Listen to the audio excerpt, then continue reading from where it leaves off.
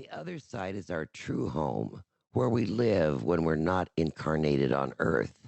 And I'll talk more about that concept throughout this book. In addition, our creators consist of Father and Mother God. Both make up one God. So when I refer to God, I mean both of them. It's all right to have your eye on who may be Mr. or Mrs. Right, or even what car or house you're going to get. It's only when they turn into being all and end all of life that you find such aims somewhat empty. The old saying, "you can't take it with you," is so true. Instead, ask yourself, what will I take with me? The answer should refer to your spirituality, your deeds, and how you've loved others, be it unconditionally or selfishly. Naturally, we're all going to die someday. Yet, since this planet is the harshest place in the universe, just to survive is an accomplishment. But the key is how you survive. Do you just plod along in survival mode from day to day? Or do you do good works, treat people with love and kindness, and finally go home with dignity and your great spirituality intact? If you prefer the latter option, then that's where the mystical traveler comes in. Francine explains that Earth really is the toughest of all planets, and that those who come here often want to perfect their souls. And that's the reason why we have so many mystical travelers nowadays.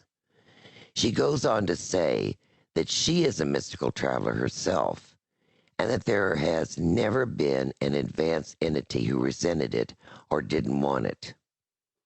Lots of people who never thought of becoming mystical travelers will in fact do so because they see how much spirituality is needed on this planet.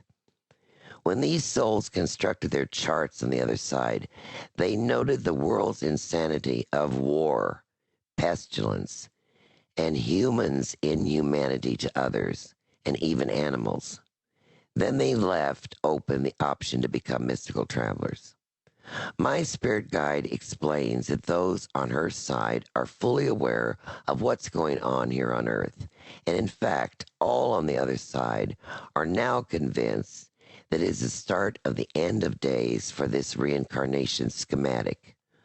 I've said many times that in the last couple of decades, I've seen more people who are on their last lives than ever before. And it's these individuals who tend to become mystical travelers. Francine relates that there are more advanced entities here than on any other planet in existence, and more are coming in almost daily.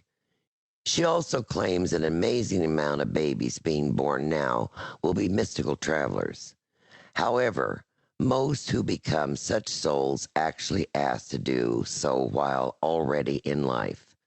This makes sense to me because if you're in a spiritual battle, you'd be smart to call for more troops and to make sure that your own armament was strong, and not only for your own protection, but also to help the world come to spirituality. If you're so inclined, you can become a mystical traveler yourself. But I must emphasize, only if you can give it your all.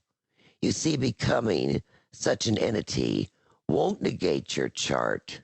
Rather, you'll go through the same things you would have anyway, but you'll do so with greater aplomb. This may sound confusing at first, but once you understand what's happening, it all falls into place. Along with the mystical traveler, there's another type of existence that entails great spirituality. That is the mission life entity. Most spiritual people are automatically mission life entities. The mystical traveler is a higher form of the mission life entity and is more complex and harder to achieve. As we know, everything in our life chart is written and chosen by us. The only option left open in those charts is to become a mission life entity or mystical traveler.